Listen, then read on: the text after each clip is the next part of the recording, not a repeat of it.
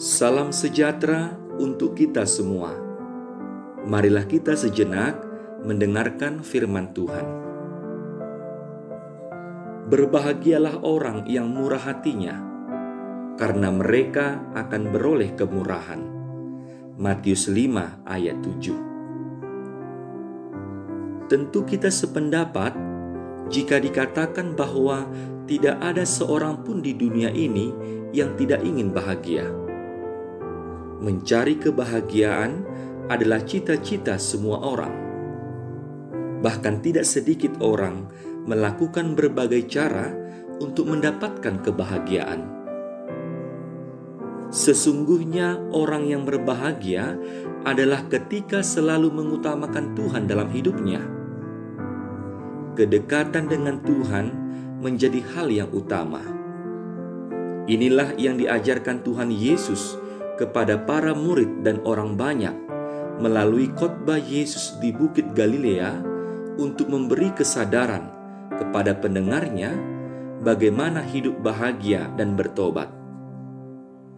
Ada 8 kali kata berbahagialah yang disampaikan oleh Tuhan Yesus dalam khotbahnya di bukit.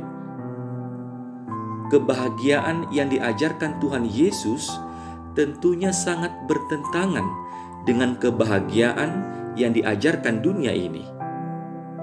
Salah satu ucapan bahagia yang disampaikan Tuhan Yesus adalah, "Berbahagialah orang yang murah hatinya, karena mereka akan beroleh kemurahan." Orang yang murah hati adalah mereka yang menaruh simpati terhadap orang lain, ikut menyesal atau merasakan kesedihan yang dialami oleh orang lain. Kita bermurah hati ketika berbelas kasihan terhadap mereka yang sedang mengalami kesulitan, yang menderita sengsara dan berduka cita. Kita juga bermurah hati dengan memberikan pengampunan terhadap mereka yang bersalah kepada kita. Jadi, kita dikatakan berbahagia jika kita bermurah hati, yaitu mengasihi dan mengampuni. Tetapi masalahnya, sering kita menutup mata kita terhadap orang-orang yang sedang menderita. Hati kita sedikit pun tidak tergerak untuk bermurah hati terhadap mereka.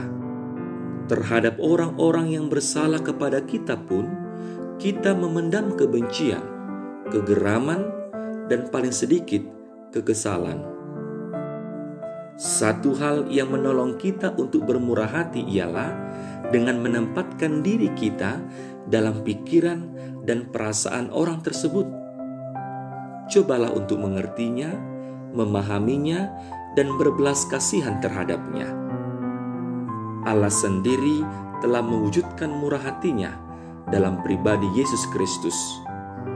Tuhan Yesus yang mengerti segala keberadaan kita, segala kelemahan kita. Saudara yang dikasihi Tuhan, kemurahan hati tidak dapat disebut kemurahan hati apabila kita mengharapkan balasan kemurahan hati dari orang lain atas apa yang telah kita perbuat. Inilah yang diteladankan Kristus Tuhan kita. Kristus murah hati, tetapi tidak mengharapkan kemurahan hati dari yang menerima kemurahan hati tersebut. Memiliki kemurahan hati adalah memiliki kepedulian tinggi terhadap orang lain dan mau terlibat untuk memberi.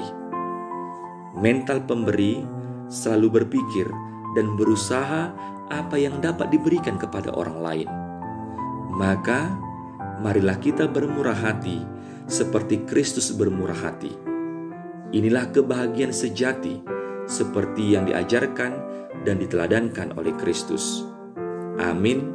Marilah kita berdoa. Terpujilah Engkau ya Allah Tuhan kami, atas kemurahan hati-Mu kepada kami. Kemurahan hati-Mu melayakkan kami menerima sukacita dan keselamatan melalui Yesus Kristus Tuhan kami.